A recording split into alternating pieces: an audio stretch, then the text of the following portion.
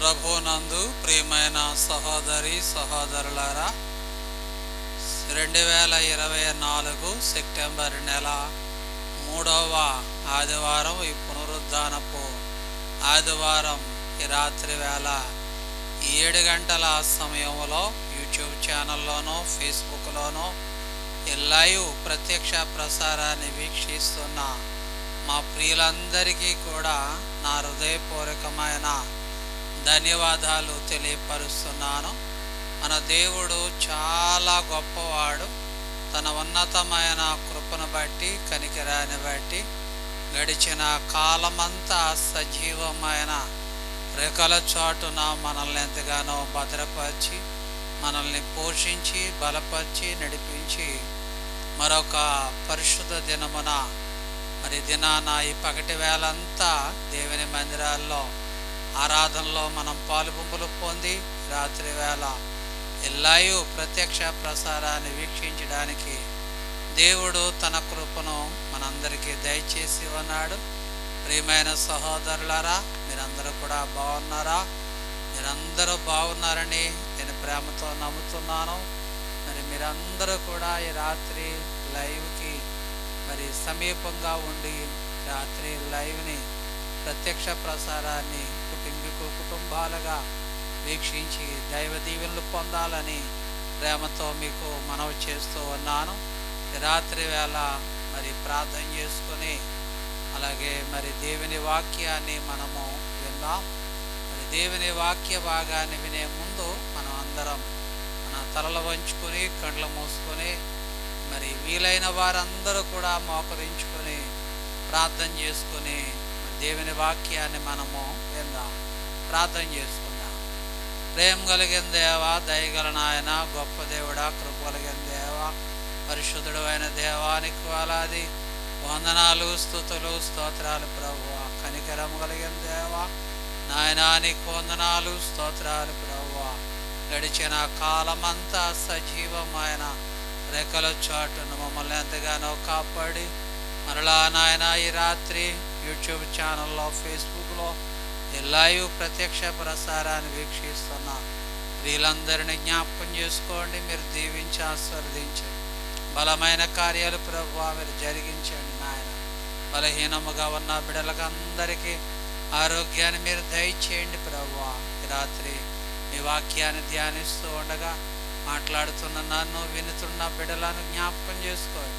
మీ ఆత్మ ద్వారా ప్రభువా వాక్యాన్ని విని వాక్యానుసారంగా జీవించడానికి సహాయం చేయండి.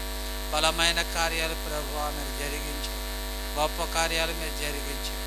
మహిమ ఘనత మీరే పొందుకోమని యేసు నామములో ప్రార్థించి వేడుకుంటున్నాను తండ్రి. ఆమేన్, ఆమేన్. అందరికీ వందనాలు. రాత్రి లైవ్ ప్రత్యక్ష ప్రసారాన్ని వీక్షిస్తున్న ప్రియులందరికీ మరొకసారి వందనాలు తెలియపరుస్తున్నాను. రాత్రి వేళ ఈ కార్యక్రమాన్ని మీరు చూస్తున్న మీరందరూ మీ స్నేహితులకు, బంధువులకు షేర్ చేయాలని, లైక్ చేయడం మర్చిపోవద్దు. అలాగే ఇంకా మా ఛానల్ని సబ్స్క్రైబర్ చేయకపోతే ఈ రాత్రి మీరందరూ సబ్స్క్రైబర్ చేసి మీ ప్రార్థన అవసరతలు మాకు తెలియపరిచి ఈ పరిచర్య కోసం మీరు ప్రార్థన చేసి సహకరించాలని ప్రేమతో మీకు మనవి చేస్తున్నాను. అందరికీ వందనాలు, అందరికీ వందనాలు.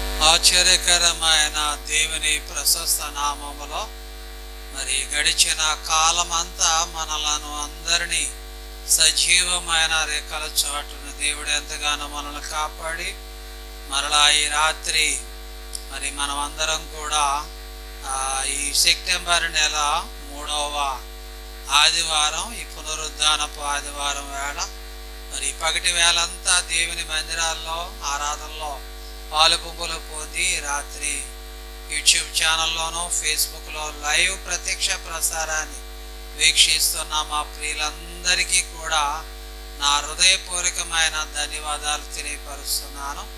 రాత్రి దేవుడు మనకు ఏర్పాటు చేసిన దేవుని వాక్యాన్ని శ్రద్ధగా భయభక్తులు కలిగి వాక్య భాగాన్ని మనము విందాం. దేవుని వాక్య భాగాన్ని వినే ముందు మనం అందరము కూడా మన రెండు చేతులు పైకెత్తి ప్రభు నామానికి స్తోత్రాలు చెల్లిద్దాం. హల్లెలూయా, హల్లెలూయా. ఈ రాత్రి వేళ మరి దేవుని వాక్యాన్ని మనము విందాం. దేవుడు ఈ రాత్రి మనకు ఏర్పాటు చేసిన దేవుని వాక్య భాగము ప్రసంగి గ్రంథం 6వ అధ్యాయం 12వ వచనములో ఉన్న వాక్యాన్ని చదువుతున్నాను. ప్రసంగి 6వ అధ్యాయం 12వ వచనం. నేడవలే తమ దినములన్నీ వ్యర్థముగా గడుపుకొను మనుషులు బ్రతుకునందు ఏది వారికి క్షేమకరమైనదో ఎవరికి తెలియను. వారు పోయిన తరువాత ఏమి సంభవించునో వారితో ఎవరు చెప్పగలరు అని ప్రసంగి గ్రంథం 6వ అధ్యాయం 12వ వచనములో ఈ ప్రసంగి గ్రంథం, ఎందుకంటే కీర్తన గ్రంథాల్లో కొన్ని కీర్తనలు, సామెతల గ్రంథాన్ని, ప్రసంగి గ్రంథాన్ని కూడా మరి దావీదు కుమారుడైన జ్ఞాని అయిన సొలొమోను గారి చేత ఈ ప్రసంగి గ్రంథం రాయబడి ఉన్నది కనుక మరి ఈ ప్రసంగి గ్రంథంలో జ్ఞాని అయిన సొలొమోను భూమి మీద ఉన్న మానవాళి అందరి నిమిత్తము చాలా శ్రేష్టమైన మాటలు జ్ఞాని అయిన సొలొమోను గారి ద్వారా ప్రసంగి గ్రంథములో ఎన్నో వాక్యాలు, ఎన్నో మాటలు బైబిల్లో మనకు కనబడుతున్నాయి. ప్రియమైన సహోదరులారా, ఈ రాత్రి ప్రసంగి గ్రంథం 6వ అధ్యాయం 12వ వచనాన్ని చదివినట్లయితే మనుషుడు దినాలు ఎలా ఉన్నాయంటే, ఈ దినాన ప్రస్తుత కాలాన్ని బట్టి మానవ యొక్క దినాలు ఎలా ఉన్నాయంటే నీడవలే ఉన్నట్టుగా బైబిల్లో చూస్తున్నాం. ఎందుకంటే నీడ అనేది ఎంతలో కనబడుతుంది, అంతలో మాయమవుతుంది. నీడ అనేది అది స్థిరముగా ఉండదు. అది క్రమేపీ ఆ నీడ అనేది ముందుకు కానీ వెనక్కి కానీ నడుస్తూనే ఉంటా. నీడ అనేది ఒక స్థిరమైన అది నీడ కాదు. కనుక మానవ జీవితం కూడా మనుషుడు బ్రతుకు దినాలు ఎలా ఉన్నాయంటే నీడవలే ఉన్నాయి అని ఇక్కడ హెచ్చరిస్తూ ఉన్నట్టుగా బైబిల్లో చూస్తున్నాం. నిజమే, ఈరోజు ఉండి రేపు కనపడడం లేదు చాలా మంది మనుషులు. కనుక మరణాలు అనేవి ఈ దినాల్లో చాలా వేగంగా జరుగుతున్న కార్యం ఏమిటి అంటే మరణం. కనుక మానవ యొక్క దినములు ఎలా ఉన్నాయంటే నీడవలే ఉన్నట్టుగా బైబిల్లో చూస్తున్నాం. కనుక ఇటువంటి నీడవలే ఉన్న మానవ జీవితాల్లో చాలా మంది ఎందుకంటే వ్యర్థమైన జీవితాలు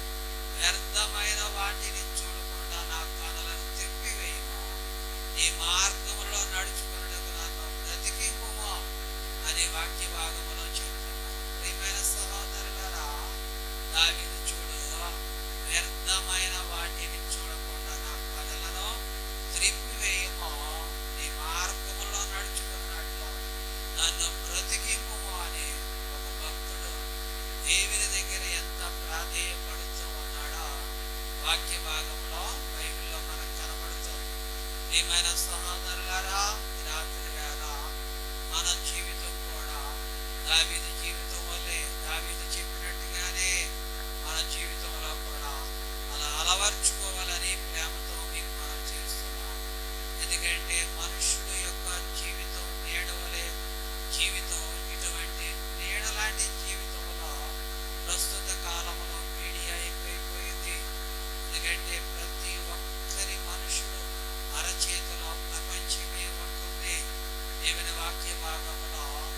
ఎందుకంటే సెల్ ఫోన్లు మీడియా ఎక్కువైపోయి కనుక మనుషుడు చాలా వ్యర్థముగా గడుపుతున్నట్టుగా బైబిల్లో చూస్తున్నాం. ఒక్క 10 నిమిషాలు, ఒక గంట మన చేతిలో సెల్ ఫోన్ లేకపోతే చాలా మందికి మతిపోయినట్టుగా ఉంటారు. మనుషుడు సెల్ ఫోన్కి అంత బానిస, అంత అలవాటైపోయినట్టుగా బైబిల్లో మనం చూస్తూ ఉన్నాం. ప్రియమైన సహోదరులారా, ఎందుకంటే వ్యర్థమైన దానికోసం మనం ఏది క్షేమమైనదో, మంచిదో చెడేదో మనం ఆలోచన చేయాలని ప్రేమతో మీకు మనం చేస్తూ ఉన్నాం. కొన్ని వ్యర్థమైన ఆలోచనలు బైబిల్లో ఉన్నాయి. కొన్ని మాటలు, అన్ని మాటలు కాదు కానీ కొన్ని మాటలు ఈ రాత్రి దేవుని వాక్య భాగంలో నుంచి మనం జ్ఞాపకం చేసుకుందాం. పరిశుద్ధ గ్రంథములో కీర్తన భాగములో నుంచి 94వ కీర్తనలో ఉన్న వాక్యాన్ని చదువుతున్నాను. 94వ కీర్తన 11వ వచనములో ఉన్న వాక్యాన్ని చదువుతున్నాను. నరుల ఆలోచనలు వ్యర్థమని యెహోవాకు తెలిసి ఉన్నది అనే వాక్య భాగంలో చెప్తున్నాను. నరుని యొక్క ఆలోచనలన్నీ కూడా వ్యర్థమని యెహోవాకు తెలిసి ఉన్నది అని చెప్తున్నాను. ప్రియమైన సహోదరులారా, మనుషుడి యొక్క ఆలోచనలన్నీ కూడా దేవునికి తెలుసు. ఆది కాండములో, ఎందుకంటే దేవుని వాక్య భాగంలో బాబేలు గోపురాన్ని కట్టేటప్పుడు నరుని యొక్క ఆలోచనలు తెలుసుకొని, ఎందుకంటే బాబేలు గోపురాన్ని కట్టనివ్వకుండా, ఎందుకంటే వారి భాషలను తారుమారు చేసి కట్టనివ్వకుండా ఆపేసిన దేవుడు మన దేవుడు. పరిశుద్ధ గ్రంథములో నరుని యొక్క ఆలోచనలు వ్యర్థమని యెహోవాకు తెలిసి ఉన్నది బైబిల్లో చెప్తూ ఉన్నాడు. కీర్తన గ్రంథములో మొదటి కీర్తనలో కూడా ఒక చక్కటి మాట బైబిల్లో మనకు కనబడుతూ ఉంటారు. మొదటి కీర్తన మొదటి వచనాన్ని చదివినట్లయితే, దుష్టుల ఆలోచన చెప్పున నడవక, పాపుల మార్గములో నిలవక, అపహాసకులు కూర్చుండు చోటున కూర్చుండక, యెహోవా ధర్మశాస్త్రమందు ఆనందించుచు దివారాత్రములు దాన్ని ధ్యానించువాడు ధన్యుడని బైబిల్లో చెప్తూ కనుక దేవుని వాక్య భాగములో 4వ వచనం, దుష్టులు అలాగున్నానుండక గాలి చెదరగొట్టినట్లు కొట్టువలే ఉందురని వాక్య భాగములో చెప్తున్నాడు. కనుక మన ఆలోచనలన్నీ దేవునికి తెలుసు. కనుక మంచి ఆలోచనలు కలిగి ఉండాలని దేవుని వాక్యాన్ని బట్టి మనం చేస్తూ ఉన్నాం. ప్రతి మనిషి ఆలోచన దేవునికి తెలుసు అని వాక్య భాగంలో చెప్తూ పరిశుద్ధ గ్రంథములో నరుని ఆలోచనలన్నీ కూడా వ్యర్థమే. మన ఆలోచనలన్నీ వ్యర్థమే. దేవుని చిత్తమేదో, ఎందుకంటే దేవుని చిత్తమేదో దేవుని చిత్తమే జరుగుతుంది కానీ మనుషుని ఆలోచన మాత్రం కూడా జరగదు. దేవుని నిర్ణయం ఎలా ఉంటే అలాగే జరుగుతుంది.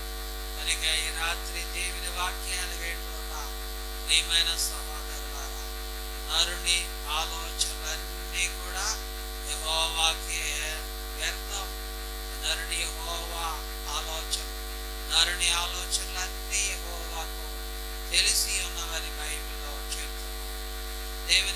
భాగములో మానవుని యొక్క అందము వ్యర్థము అని పరిశుద్ధ గ్రంథములో సామెతల గ్రంథం మరి 31వ అధ్యాయం 30వ వచనములో ఉన్న దేవుని వాక్యాన్ని చదువుతున్నాం. అందము మోసకరం, సౌందర్యం వ్యర్థం, యెహోవా యందు భయభక్తులు కలిగిన స్త్రీలు కొనియాడబడుదురని బైబిల్లో చెప్తుంది. మానవుని యొక్క అందం వ్యర్థమని వాక్య భాగములో చెప్తూ ఉన్నాడు. యెషయా గ్రంథం 40వ అధ్యాయం దేవుని వాక్య భాగములో ఇక్కడ కూడా చక్కటి మాట బైబిల్లో కనపడుతూ ఉంది. యెషయా గ్రంథం 40వ అధ్యాయం 6వ వచనం, ఆలకించుడి, ప్రకటింపమని ఒకడు ఆజ్ఞయించుచున్నాడు, నేనేమి ప్రకటించనని మరి ఒకడు నడుగుచున్నాడు. సర్వ శరీరులు గడ్డి అయి ఉన్నారు, వారి అందమంతయు అడవి పోవలి ఉన్నది అని వాక్య భాగములో చెప్తూ. ప్రియమైన సహోదరులారా, మానవుని యొక్క అందమంతా వ్యర్థం. ఈరోజు చాలా మంది వారి అందాన్ని బట్టి గర్విస్తూ ఉంటారు. దేవుని వాక్య భాగములో వాక్యం చెప్తుంది, మానవుడి యొక్క అందమంతా కూడా వ్యర్థం అని వాక్య భాగములో చెప్తూ. అందుకే మనుషుడి యొక్క ఎందుకంటే బ్రతుకు దినములంట ఏడవలే ఉండవంట. వారు మనుషులంట వ్యర్థమైన వాటిని కోసం ఏం చేస్తున్నారు, ఆలోచిస్తూ ఉన్నారంట. ఏది క్షేమకరమైనదో, ఏది మంచో, ఏది చెడో రాత్రి వేళ తెలుసుకోవాలని వాక్య భాగంలో చెప్తున్నారు. మానవుడి యొక్క ఆలోచనలన్నీ కూడా దేవునికి తెలిసి ఉన్నవని వాక్యం చెప్తుంది. మానవుని యొక్క అందమంతా కూడా వ్యర్థమని వాక్య భాగంలో చెప్తూ ఉన్నారు. పరిశుద్ధ గ్రంథంలో ఎంతో మంది అందచందాలు కలిగిన వారు, విద్యావంతులు, వ్యాపారవేత్తలు కూడా ఎంతో మంది మరణిస్తున్నారు. వారు మరణానికి అసలు ఎందుకంటే పాత్రలు కాదు, వారికి ఏం తక్కువ. ఎందుకంటే కానీ వాక్యం చెప్తుంది, మానవుడి యొక్క అందమంతా కూడా వ్యర్థమని వాక్య భాగంలో చెప్తుంది. పరిశుద్ధ గ్రంథంలో వాక్య భాగంలో ఎందుకంటే మానవుడి యొక్క జీవితంలో ఏది వ్యర్థమో దేవుని వాక్యాన్ని బట్టి మరొక మాట నేను చదువుతున్నాను. అపోస్తలుడైన పౌలు గారు ఎఫెసీయులకు రాసిన పత్రిక 5వ అధ్యాయము 6వ వచనం 7వ వచనాన్ని చదువుతున్నాను. దేవుని వాక్య భాగంలో పౌలు గారు చక్కటి మాట చెప్తున్నారు. ఎఫెసీయులకు రాసిన పత్రిక 5వ అధ్యాయం 6, 7 వచనాలు, వ్యర్థమైన మాటల వలన ఎవడునను మిమ్మల్ని మోసపరచనీయకుడి. ఇట్టి క్రియల వలన దేవుని ఉగ్రత అవిధేయులైన వారి మీదికి వచ్చునని దేవుని వాక్య భాగములో బైబిల్లో చెప్తున్నారు. కనుక వ్యర్థమైన మాటలు దేవుని వాక్య భాగములో ఎప్పుడూ కూడా మిమ్మల్ని మీరు మోసపోకుండా ఇయ్యకుడి అని వాక్య భాగములో చెప్తున్నారు. వ్యర్థమైన మాటలు వ్యర్థం. ఎందుకంటే మనం కూడా వ్యర్థమైన మాటలు మాట్లాడుతూ ఉంటాం. మాటల వలన ఉపయోగం ఉండదు. వ్యర్థమైన మాటల వలన కీడు ఎక్కువ జరుగుతుంది, కానీ వ్యర్థమైన మాటల వలన శ్రమ ఎక్కువ అవుతుంది, కానీ వ్యర్థమైన మాటల వలన అనారోగ్యం ఎక్కువ అవుతుంది, కానీ ఎందుకంటే దాని వలన కలిసి వచ్చేది ఏముండదు. ప్రియమైన సహోదరులు, వ్యర్థమైన మాటలు. ఎందుకంటే వ్యర్థమైన మాటలు ఏ మాటలు అవి? వ్యర్థమైన మాటలు అంటే మంచి మాటలు కూడా. ఎందుకంటే దేవుని వాక్యం మంచి వాక్యం, దేవుని యొక్క సువార్త మంచి సువార్త. ఎందుకంటే మంచి క్రియలు, మంచి నడవడిక, మంచి ప్రవక్తన, ఇవన్నీ కూడా మంచి దేవుని వాక్య భాగంలో. ప్రియమైన సహోదరులారా, ఈ రాత్రి వేళ దేవుని వాక్యాన్ని చాలా జాగ్రత్తగా గమనించాలని ప్రేమతో మీకు మనం చేస్తూ ప్రియమైన సహోదరులు, వ్యర్థమైన మాటలు ఎందు ఏం చేయకూడదంటే లక్ష్యమించకూడదు. వ్యర్థమైన మాటలు ఎందు దేవుని వాక్య భాగంలో మోసపోకూడదు అనే వాక్య భాగంలో ఇక్కడ పౌలు గారు ఎఫెసీ సంఘములో ఉన్న విశ్వాసులందరినీ కూడా హెచ్చరిస్తూ ఉన్నట్టుగా దేవుని వాక్య భాగంలో మనం చూస్తూ ఉన్నాం. ఇర్మియా గ్రంథం 14వ అధ్యాయం 14వ వచనములో, యెహోవా నాతో ఇట్లనెను, ప్రవక్తలు నా నామమును బట్టి అబద్ధములు ప్రకటించుచున్నారు, నేను వారిని పంపలేదు, వారికి ఆజ్ఞ ఇయ్యలేదు, వారితో మాట్లాడలేదు, క్రియాతంత్రమును తమ హృదయమును పుట్టిన వంచనను ప్రకటన చేయుచున్నారు అని బైబిల్ చెప్తుంది. చాలా మంది అబద్ధ ప్రవక్తలు లేచి ఉన్నారు ప్రస్తుత కాలంలో. నిజమైన సేవకులు ఎవరు, ఆత్మపూర్ణులైన సేవకులు ఎవరు? ఎందుకంటే అర్థం కావాలి. ఎందుకంటే లోకమంతటా అబద్ధ ప్రవక్తలు లేచి ఉన్నారు కనుక మన సహోదరులు ఎవరు ఆత్మపూర్ణులైన సేవకులు? ఎందుకంటే నీ సేవకుడు ఎలాంటి వాడు, ఎలా రక్షింపబడ్డావు, ఏ స్థితిలో నీవు దేవుడు నిన్ను పిలిచాడు, ఏ స్థితిలో నీ సేవకుడు నిన్ను దర్శించాడో జ్ఞాపకం చేసుకో. ఎందుకంటే వాక్య భాగంలో చెప్తున్నాడు అబద్ధములు చాలా మంది అబద్ధ ప్రవక్తలు లేచి భూమి మీద అబద్ధాలు ఏం చేస్తున్నారంటే ప్రకటన వారు చేస్తూ ఉన్నట్టుగా బైబిల్లో చూస్తున్నాం. నేను వారిని పంపలేదని వాక్య భాగంలో చెప్తున్నాను. కనుక వ్యర్థమైన మాటలు ఎందు ఏం చేయకూడదంటే లక్ష్యం ఎంచుకోరు. ఎందుకంటే వాక్య భాగంలో చెప్తున్నాడు. అందుకే సమస్తము వ్యర్థమని వాక్య భాగంలో బైబిల్లో చెప్తున్నాడు. మరొక వాక్య భాగాన్ని చదువుతున్నాను. యెషయా గ్రంథంలో మాట ఉంటుంది. యెషయా గ్రంథం 29వ అధ్యాయం దేవుని వాక్య భాగంలో ఒక మాట కనబడుతూ ఉంది. యెషయా గ్రంథం 29వ అధ్యాయం 14వ వచనములో ఉన్న వాక్యాన్ని చదువుతున్నాను. కాగా నేను మరలా ఈ జనుడెలా ఒక ఆశ్చర్య కార్యం జరిగింది, బహు ఆశ్చర్యముగా జరిగింది.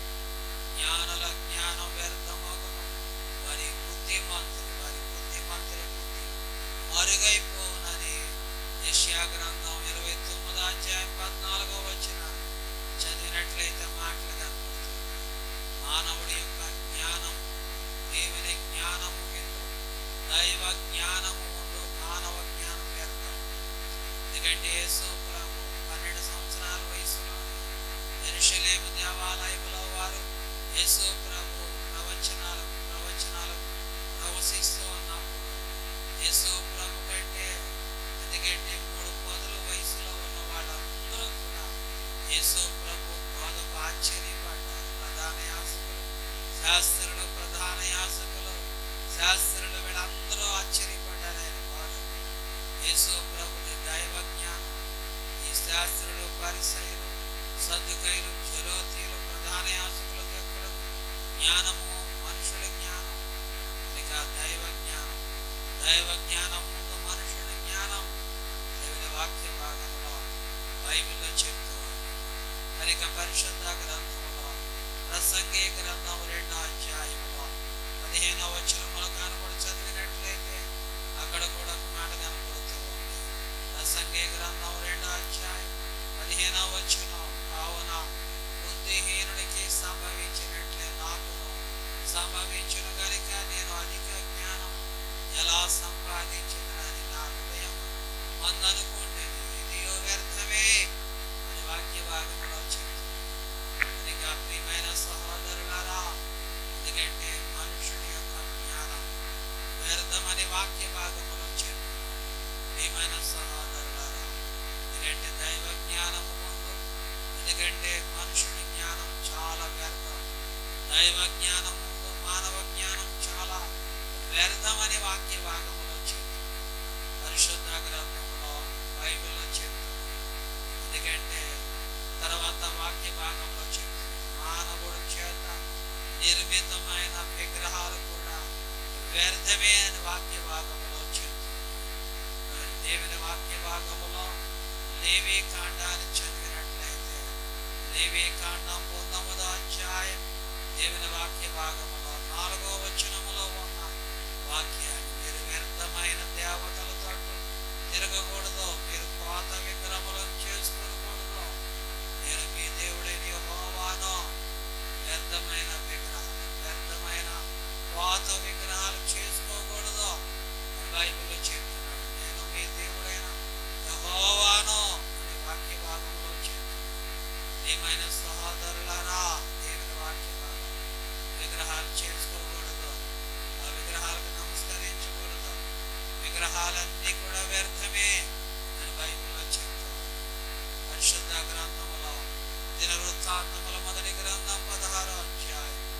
దేవుని వాక్య భాగములో 16వ అధ్యాయం 25వ వచనములో ఉన్న వాక్యాలు, యెహోవా మహాఘనత వహించిన వాడు ఆయన, బహుస్తుతి నందదగినవాడు, సమస్త దేవతల కంటే ఆయన పూజ్యుడు అని వాక్య భాగములో చెప్పి మన దేవుడు 26వ వచనాన్ని కూడా, జనముల దేవతలన్నీ వట్టి విగ్రహములే, యెహోవా ఆకాశ వైశాల్యములను సృజించిన వాడని వాక్య భాగంలో చెప్తున్నాడు. ప్రియమైన సహోదరులారా, దేవుని వాక్యాన్ని వింటున్న మన జీవితాల్లో ఈ రాత్రి వాక్యాన్ని వింటున్న మానవుడి చేత నిర్మింపబడిన విగ్రహములన్నీ కూడా వ్యర్థమని వాక్య భాగంలో చెప్తున్నాడు. మనుషుడు ఈ వ్యర్థమైన ఆలోచనలు కలిగి ఉన్నాడు. ఎందుకంటే నరుని యొక్క ఆలోచన వ్యర్థం, ఎందుకంటే మనుషుడి యొక్క అందం వ్యర్థం, వ్యర్థమైన మాటలు వ్యర్థం, మానవుడి యొక్క జ్ఞానం వ్యర్థము, మానవుడి చేత నిర్మితమైన విగ్రహం, ప్రతి విగ్రహము కూడా ఎందుకంటే వ్యర్థం బైబిల్లో చెప్తుంది. ఈ లోక సంతోషము కూడా వ్యర్థమే అని పరిశుద్ధ గ్రంథములో, దేవుని వాక్య భాగములో, ప్రసంగి గ్రంథంలో జ్ఞానైన సొలొమోను చెప్తున్నాడు. ఈ లోక సంతోషము కూడా వ్యర్థమని బైబిల్లో చెప్తారు. ప్రసంగి గ్రంథం 2వ అధ్యాయం 1వ వచనం 2వ వచనం 24వ వచనములో ఉన్న వాక్యాన్ని చదువుతుంది. దేవుని వాక్యం, కానీ నిన్ను సంతోషం చేత శోధించుచును నీవు మేలు అనుభవించి చూడమని నేను నా హృదయముతో చెప్పుకోండిని, అయితే అది వ్యర్థ ప్రయత్నం ఆయనని వాక్య భాగములో చెప్తూ 2వ వచనం దేవుని వాక్య భాగములో పరిశుద్ధ గ్రంథములో 2వ వచనం, నవ్వుతో నీవు వెర్రిదానవని సంతోషము నీ చేత కలగదేమియో అని నేను అంటిని అని వాక్య భాగములో చెప్తూ 24వ వచనములో బైబిల్లో మనం చదివినట్లయితే, అన్నపానములు పుచ్చుకొనుడి కంటే తన కష్టార్జితం చేత సుఖమనుకొనుడి కంటే నరునికి మేలుకరమైనది ఏదీ లేదు, ఇదియోనో దేవుని వలన కలుగునని నేను తెలుసుకుంటేనే అని బైబిల్లో చెప్తూ.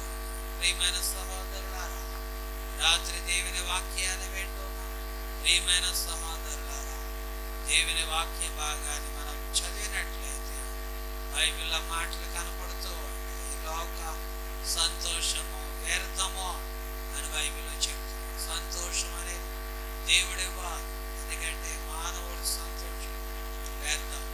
ఒకవేళ మానవుడి ద్వారా ఒక సంతోషం కలిగినట్లయితే కొంత మట్టుకే మనకు కనబడదని దేవుని వాక్యాన్ని బట్టి మనం చేస్తూ ఉన్నాం. ప్రియమైన సహోదరులు, చివరిగా పరిశుద్ధ గ్రంథంలో ఈ లోక ఐశ్వర్యము కూడా వ్యర్థమని బైబిల్లో చెప్తూ ఉంది.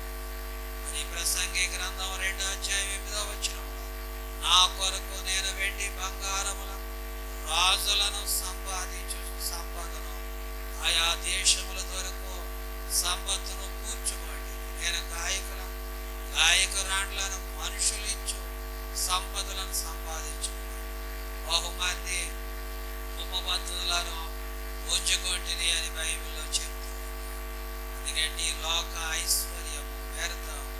ఎందుకంటే సొలొమోను, ఎందుకంటే చివరి దేశంలో బహుమంది ఉపపత్తులను వెండి బంగారాలను సంపాదించుకున్నాడు, అవన్నీ కూడా వ్యర్థమే అని బైబిల్లో చెప్తున్నాడు. ఈ లోక ఐశ్వర్యం కూడా వ్యర్థమని వాక్య భాగంలో చెప్తూ ఉన్నాడు. పరిశుద్ధ గ్రంథంలో దేవుని వాక్య భాగంలో మరి కీర్తన భాగంలో కూడా 19వ కీర్తనలో కూడా చక్కటి మాట బైబిల్లో మనకు కనబడుతూ ఉంది. 19వ కీర్తన 36వ వచనములో ఉన్న వాక్యాన్ని చదువుతుంది. లోభం తట్టు కాక నీ శాసనముల తట్టు నా హృదయములను త్రిప్పుమో, వ్యర్థమైన వాటిని చూడకుండా నా కనులను త్రిప్పివేయి, నీ మార్గములో నడుచుకున్నకు బ్రతికింపు అని వాక్య భాగంలో చెప్తున్నాడు. లోభము అనగా ఎందుకంటే లోక ఐశ్వర్యం, లోభం తట్టు కాక నీ శాసనముల తట్టు నా హృదయములను త్రిప్పుమని వాక్య భాగంలో చెప్తున్నాడు. కనుక మనుషుడు వ్యర్థమైన వాటిని చూడకుండా, ఎందుకంటే ఏది క్షేమకరమైనదో, ఏది మంచో చెడో ఆలోచించి దేవుని చిత్తం, దేవుని దైవ చిత్తానుసారంగా జీవించాలని ప్రేమతో మీకు మనం చేస్తూ ఉన్నాం. అందుకే ప్రసంగి గ్రంథంలో జ్ఞాని అయిన సొలొమోను చెప్తూ ఉన్నాడు. ప్రసంగి గ్రంథం 2వ అధ్యాయము 12వ వచనములో ఉన్న వాక్యాన్ని చదువుతున్నాం.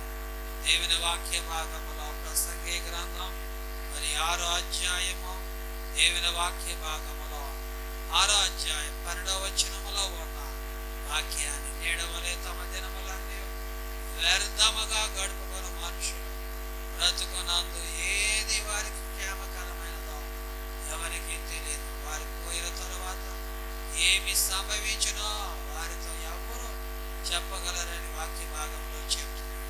అందుకే రాత్రి వేళ వ్యర్థమైన వాటిని మనం చూడకుండా మన కనులను త్రిప్పివేసుకోవాలి. నరుని యొక్క ఆలోచనలు వ్యర్థమని, మానవుడి యొక్క అందం వ్యర్థమని, వ్యర్థమైన మాటలు వ్యర్థమని, మానవుడి యొక్క జ్ఞానం కూడా వ్యర్థమని, మానవుని చేత నిర్మితమైన విగ్రహములు కూడా వ్యర్థమని, మానవుడి యొక్క ఈ లోక సంతోషం వ్యర్థమని, ఈ లోక ఐశ్వర్యం కూడా వ్యర్థమని, వీటినన్నిటినీ కూడా మనం ఆలోచన చేసి వీటిని అనుసరింపగా, దేవుని అనుసరించి దైవ మార్గములో మనం జీవించినట్లయితే దేవుడు మన జీవితాన్ని ఎంతగానో ఆశీర్వదిస్తూ ఉంటాడు, దీవిస్తూ ఉంటాడు. దేవుడి కొద్ది మాటలను మనందరి వెనుకడులో ప్రభు దీవించి ఆశీర్వదించును గాక. ఆమేన్. ప్రార్థన చేసుకుందాం. కళ్ళు మూసుకుని తరల వంచుకుని ప్రార్థన చేసుకుందాం. ప్రేమ కలిగిన దేవా, దయగల నాయన, గొప్ప దేవుడా, కలిగిన దేవా, పరిశుద్ధుడు అయిన దేవానికి వందనాలు. గడిచిన కాలమంతా సజీవమైన రేఖల చాటును ఎంతగానో మమ్మల్ని మీరు కాపాడు. మరలా ఈ రాత్రి యూట్యూబ్లోనూ, ఫేస్బుక్లో ఈ లైవ్ ప్రత్యక్ష ప్రసారంలో జ్ఞానైన సొలొమోను గారు చెప్పిన మాటలు, వాక్యాన్ని విని వ్యర్థమైన వాటిని చూడకుండా నా కనులను త్రిప్పివేయబడడానికి సహాయం చేయండి. బలమైన కార్యాలు మీరు జరిగించండి. సమయంలో ప్రభు బలహీనముగా ఉన్న బిడ్డలకు ఆరోగ్యాన్ని దయచేయండి. ఎంతో మంది స్కూల్కి, కాలేజీలకు పరీక్షలు రాస్తున్నారు, మంచి జ్ఞానం ఇచ్చారు. ఎంతో మంది నాయన జ్వరముల చేత బాధపడుతున్నారు. వారందరికీ పరిపూర్ణమైన నాయన ఆరోగ్యాన్ని మీరు దయచేసి నడిపించండి. మహిమా ఘనత మీరే పొందుకోండి. యేసు నామములో ప్రార్థించి వేడుకుంటున్నాను తండ్రి. ఆమేన్. తండ్రి అయిన దేవుని ప్రేమయు, కుమారుడైన క్రీస్తు ప్రభుల వారి కృపయు, పరిశుద్ధ ఆత్మ నీలమైన సహవాసము చేరి వచ్చిన మనకు మన వారందరూ ఆయన ఆత్మ సదాకాలంతో నడిపించుగాక. ఆమేన్. అందరికీ వందనాలు. అందరికీ దేవుడు మిమ్మల్ని అందరినీ సమృద్ధిగా దేవుడు దీవించి ఆశీర్వదించుగాక. అందరూ మర్చిపోకుండా ప్రార్థన చేయండి. పరిచయం నిమిత్తం ప్రార్థన అవసరతలు ఎప్పటికప్పుడు తెలియపరచండి. ప్రార్థన అవసరతలన్నీ కూడా తప్పనిసరిగా ప్రార్థన చేస్తాం. పరిచర్య కోసం ప్రార్థన చేయండి. పరిచర్యకు సహకరించాలని ప్రేమతో మీకు మనవి చేస్తున్నాం.